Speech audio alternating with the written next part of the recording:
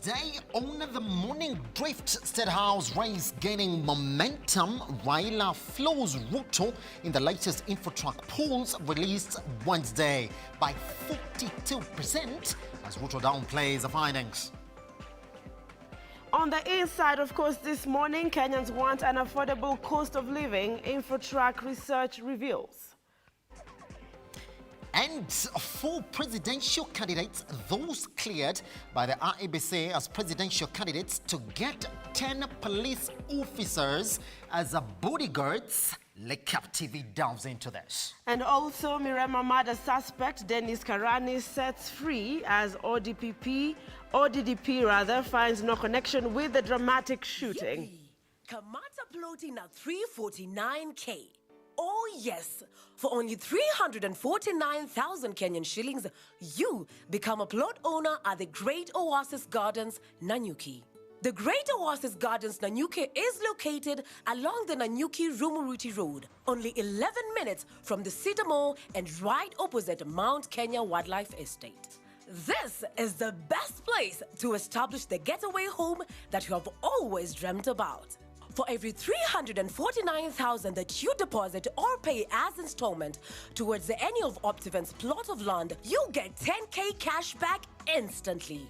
Jaza basi twende Nanyuki. Bigger is indeed better.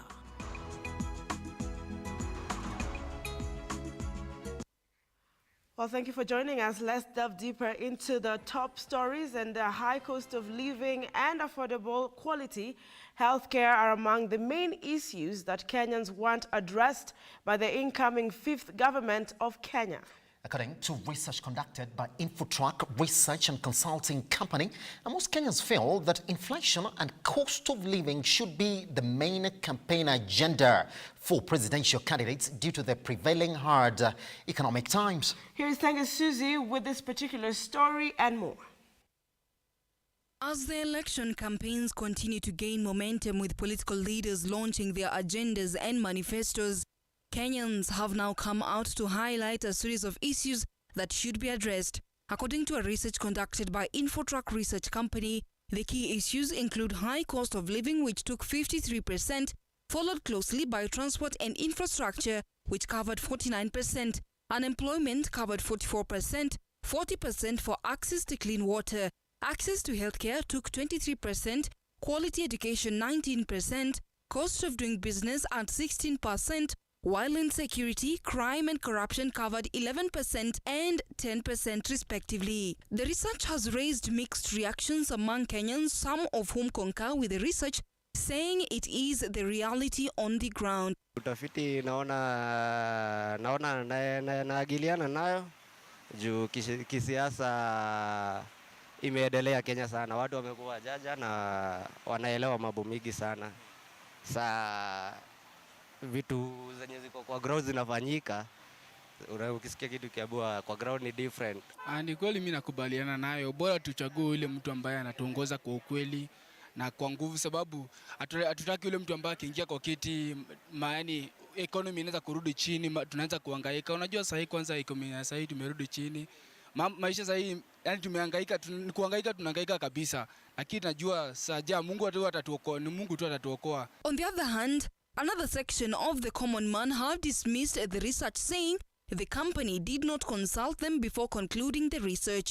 Maoni yangu ni kuwa ni uongo kabisa, juu hiyo ni uongo, wachakuja huku wajue kama ni ukweli ama ni uongo. Hiyo ni uongo mtupu. Hiyo ni yao. Hiyo ni project pia ya serikali. Achani uongo bana. Kama umenunuliwa na serikali, hiyo ni yenu na hatutambui hiyo. Ama buda wanatafuta wera, tunawatafutia wera, si hatuna wera. Unaona? Unaenda kuvotia mse lakini hawezi kuja kusaidia. Ase tunaweka tu pale lakini bado zile shida zetu zinabaki tu pale. Unaona? Vitu zimepanda, uchumi ndio, wachinkundi hao wamekuja tu, ni kama wamekuja kutembea mguu huku bana. Wanafaa rudi kwao, tufanye hii kazi. Hakuna kusema ati ama nani. This comes at a time when the Kenyan economy is off recovering from the severity of the pandemic. Many Kenyans are still complaining about the hiked prices of goods resulting from the high prices of fuel and oil. Senge Suzy, Lookup TV, Nairobi. Thank you, Susie.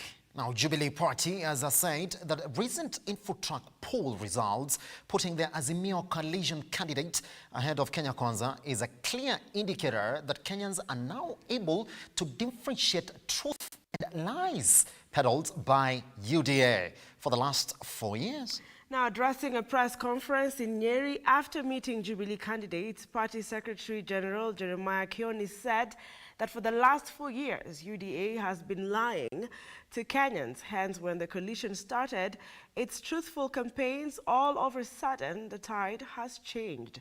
Take a look. Was released, Jubilee Party Secretary General Jeremiah Kioni said the shift indicates that there has been a tide change following the intense campaigns that the Azimio coalition is doing across the country. What's happening is that Kenyans are now waking up and saying, what have we been listening to? So you notice, even if we have our own survey polls that we have done, still telling us different, but look at it. It was 48% just a couple of weeks ago, maybe 2 weeks ago, with Ruto and Laila at 42. Now it is Laila at 42, Ruto at 32, at 38%. That tells you Kenyans have decamped from there. And they're asking themselves, where are we heading? This guy has lied to us for long. It is now upon us as Jubilee, as Azimio, as Wiper, and everybody else that is within our formation to harvest from those people who have finally realized that UDA is nothing else. Kioni said that it is now the time for coalition partners to harvest from this change of fortune and ensure the coalition wins with a landslide. We are preparing to ensure that the gap between us and them is so wide that everybody, including wale ambao hawaelewi, wataelewa kwamba these guys are wasting our time. We will not allow unnecessary challenge in court. You can always go to court, but the difference between Laila and Ruto will be such that everybody will be seeing that they are wasting our time. That's why we are gradual and we know what to do and when to do it. Kioni accused UDA of preparing for a petition through complaint correspondence filed with IEBC. They are looking for how they are going to challenge the win of Raila Amolo Odinga in court. That is why Maina, the executive director, wrote a letter to Haji. Is it Haji? Yes. The BBP. To NIS. Because they are preparing, they know they have lost the 2022 elections. Now they are preparing to challenge it in court so that they know what we are doing. The InfoTrack poll placed Raila ahead of Ruto with 42%, while Ruto had 38%, a drop from the last poll conducted by InfoTrack that had the two candidates head-to-head with 42% popularity each. Brian Amuai, Look Up TV. All right, now away from matters politics, let's take a look at the corridors of justice and matters security.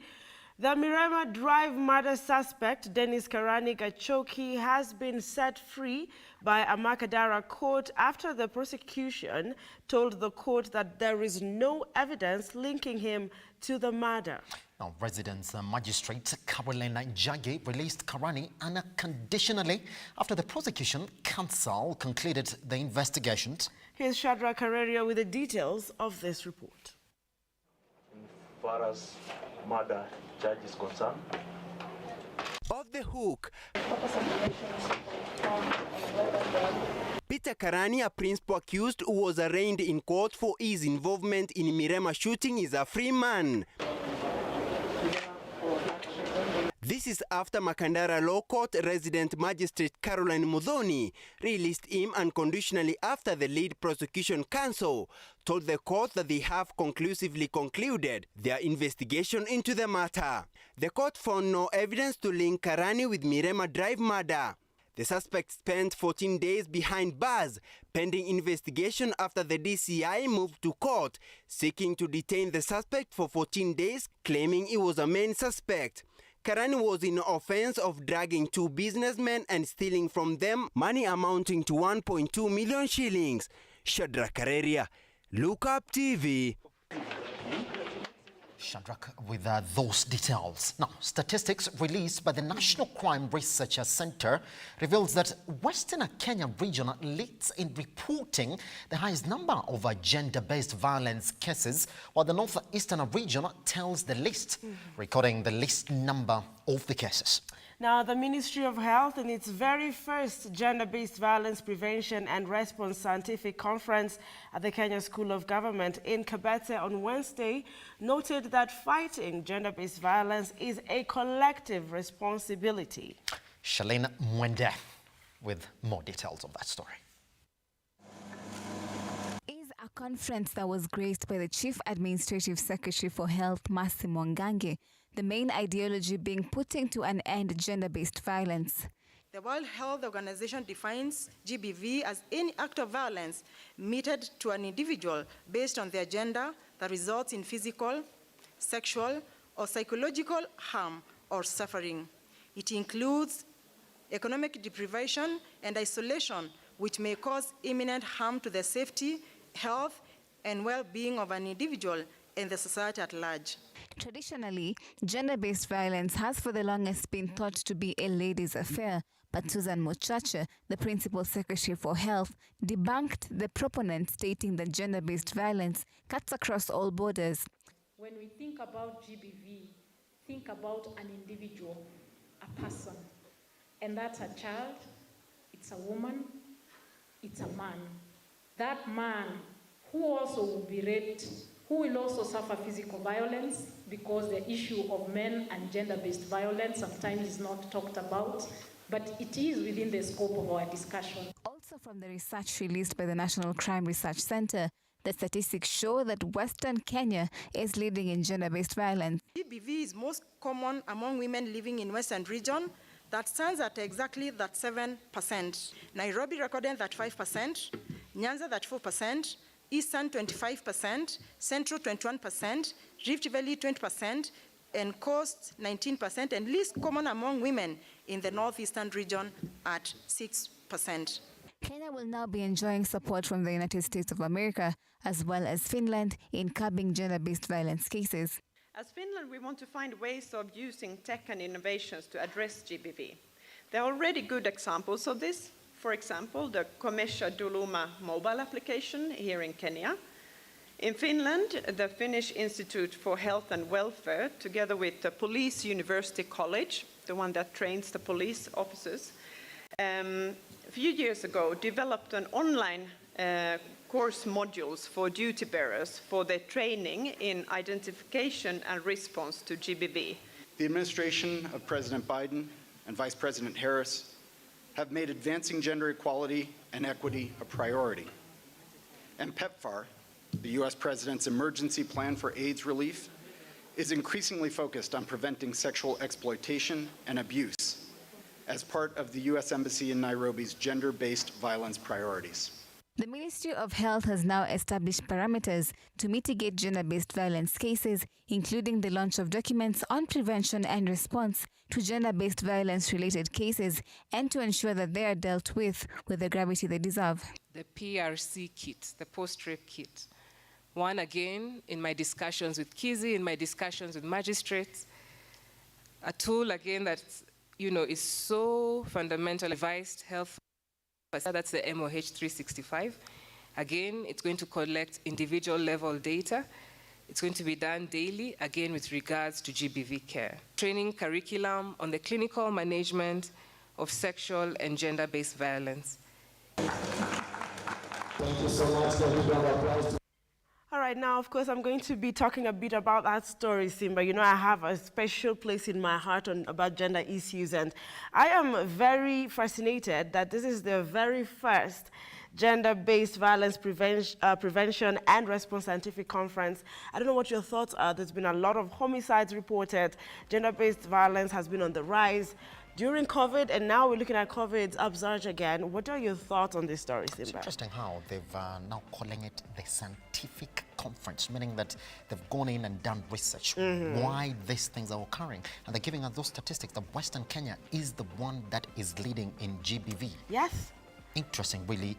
Looking at that report, I think we need to have that conversation here. We need to have that conversation. Yes. And also we want to hear from people from Western Kenya.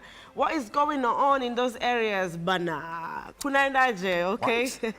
Let us know. But of course, moving on to other stories this morning.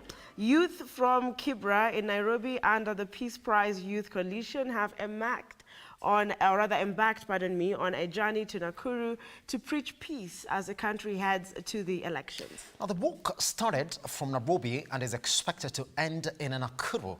Aims at ensuring that every citizen maintains peace before and during and after the general elections. Now, speaking while embarking on the journey, the group of youth said they are targeting areas listed by the NCIC about 2 weeks ago.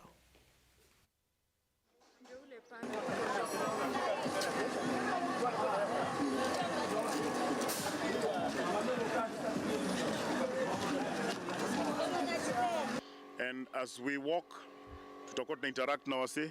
We'll also be having our podium. Enye Mkenya, it's high time ajue kwamba yeye ndio mwenye nchi. Because everybody wants peace. Everybody, hakuna mtu wote mwenye hataki peace. But the problem is there's nothing we are doing about it. There's nothing. Tukiingia social media, ka bundle kangu ka 20 shillings.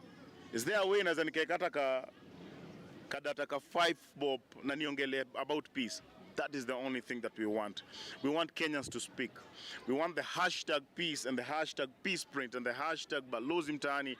Hizo zote ndio zitrend than mwanasiasa.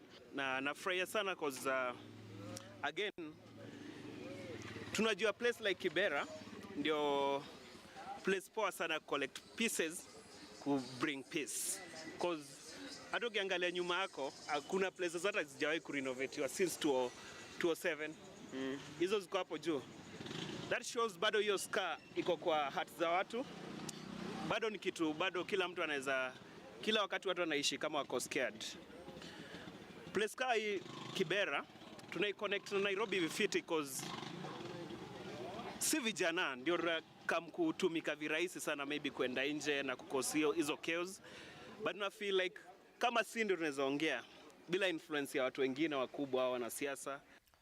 Now, into matters economy, the national debt debate is yet again resurfacing after the National Assembly approved a proposal to increase Kenya's debt ceiling to 10 trillion shillings, barely 2 years after they increased it to 9 trillion shillings. Now, according to the chairperson of the National Assembly Committee on Delegated Legislation, the new figure is a compromise after it emerged that the country was just 400 billion shillings shy of the 9 trillion shilling ceiling set less than 2 years ago.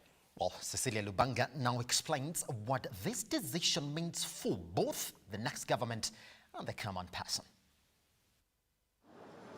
Members of Parliament on Tuesday increased the public debt ceiling to 10 trillion as a stopgap measure that will allow the next government to borrow 846 billion more in order to inject into the budget deficit of the coming financial year that starts in July. The debt ceiling was initially capped at 9 trillion after the National House agreed to the Treasury's proposal to have the law requiring debt to be set at 50% of the gross domestic product scrapped. Majority Leader Amos Kimunya argues that the next government will be in a tight spot to finance the 2022-2023 budget if the public debt is capped at 50%, hence the need to increase it to 55% of the GDP. So why is Kenya increasing its debt ceiling yet again? They have increased it to 10 trillion. And the reason they are doing that is they have to comply with the law. For them to borrow more, the limit has to go up. Otherwise, they would be in breach of the law while borrowing. That is put plainly. Our national budget is about 3 trillion, give or take. Because right now, because of the model we are pursuing, we have to borrow. This recent debt adjustment comes on the back of Kenya Revenue Authority surpassing its revenue targets for the first half of the financial year 2021-2022 after collecting 976.6 billion against a target of 929.1 billion attributed to improving economic performance after a tough COVID-19 pandemic season, a factor that prompted Treasury to increase the targets for the taxman for the current financial year. With the Treasury looking to get a green light from the Senate to enter the market for another loan to fill the 846 billion deficit in the 2022-2023 budget, this move couldn't come at a worse time as heightened global inflation has prompted the international leaders to increase interest rates to counter the effect of the Russia-Ukraine crisis. What is the expected impact of this increase? For us to pay, we must have those dollars in the first place. So we either have remittances from diaspora or we export enough to be clear. And I'm telling you, the deal is about 1.2 trillion a year in Kenya shillings. The falling shilling against the dollar, it has the impact of increasing our debt without us borrowing more. So those are some of the things that are working against us. In terms of the debt service, the solution has always been and will always be, we need to restructure those debts so that they have better terms, that we pay less per year, because Kenya is a sovereign nation and is a body corporate. So there's no hurry to pay those debts. We can pay them in over 100 years. The solution will eventually come down to, can we reduce the debt repayment from 1.2 trillion to maybe 500 or 400 billion, so that we pay less per year, so that we have more money to do other things. Despite 55% being in line with international standards for a lower middle-income economy such as Kenya, whether the allowance to borrow more will be injected into the Envision project is still a subject of debate. Cecilia Lubanga, Look Up TV. Interesting, really, how you look at that debt profile. It's a formula puzzle. Our law, 50% of GDP, that they scrapped it. Then they said, let's introduce a figure, 9 trillion. Barely 2 years down the line, they said, well, this is not possible. Let's now introduce another figure, 10 trillion. But even before they approved this, there was another proposal. They were saying, well, let's go back to that first law that was in place, but then introduce 55% of the GDP. Wow. And did you hear that? Simba? It was a compromise. They said, well, yes, it's not okay, but we gotta do it. We have to do it. Simba, is this not the last sitting? Is this not the last sitting? House? It is. All right. Kenyans is just, something to talk about, an awakening, you call, maybe food for thought as we go to continue with this show. They're sitting for the last time today, unless or otherwise called in back. Okay. So they passed it and they were like, okay, we've washed our hands, guys. Your problems. Next government, figure it out. That's your issue. Okay. Of course, let's take a look at what's going on in the counties as we take a look at current affairs. And the government has assured the country that it will not interfere with the internet or the election transmission ahead of the August polls. According to the Cabinet Secretary for Interior, Fred Matiang'i, the state respects the democracy and freedom of expression and speech. This and other stories in the County Wrap right now.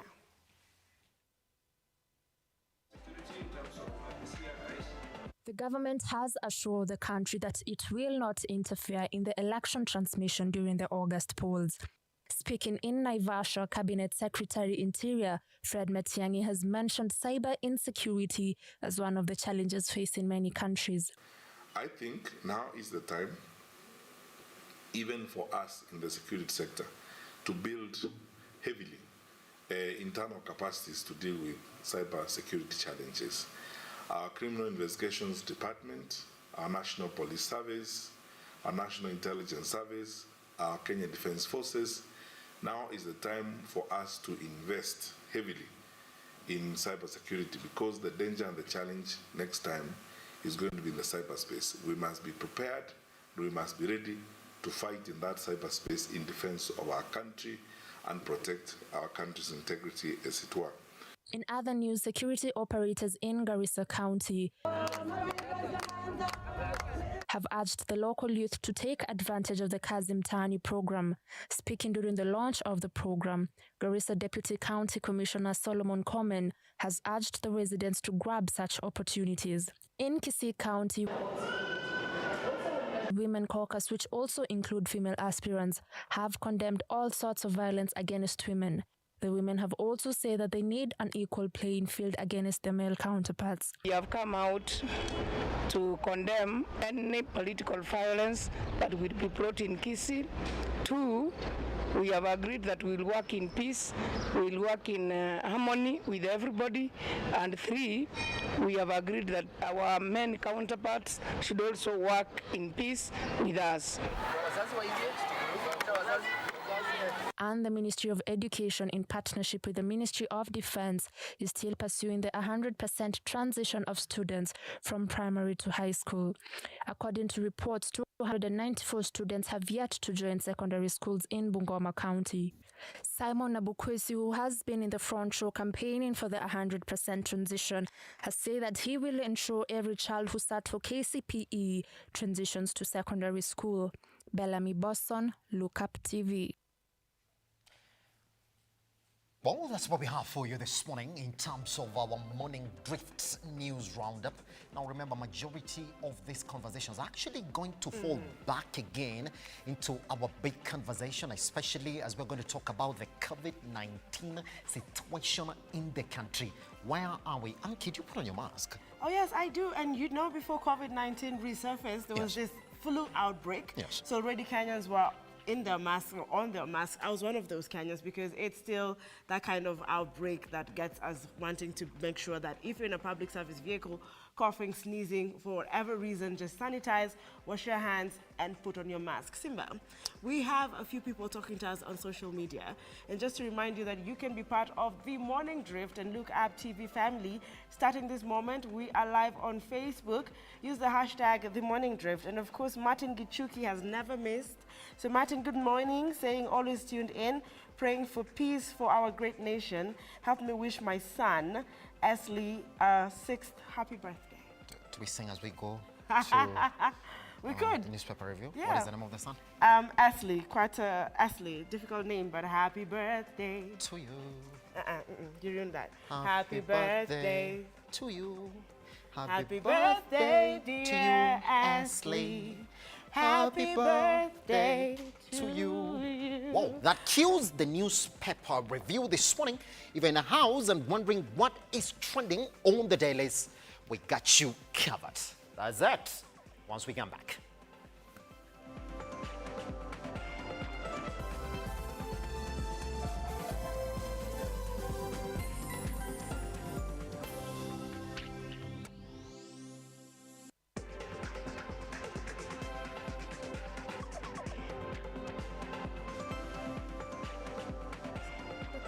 Welcome back. This is hashtag The Morning Drift.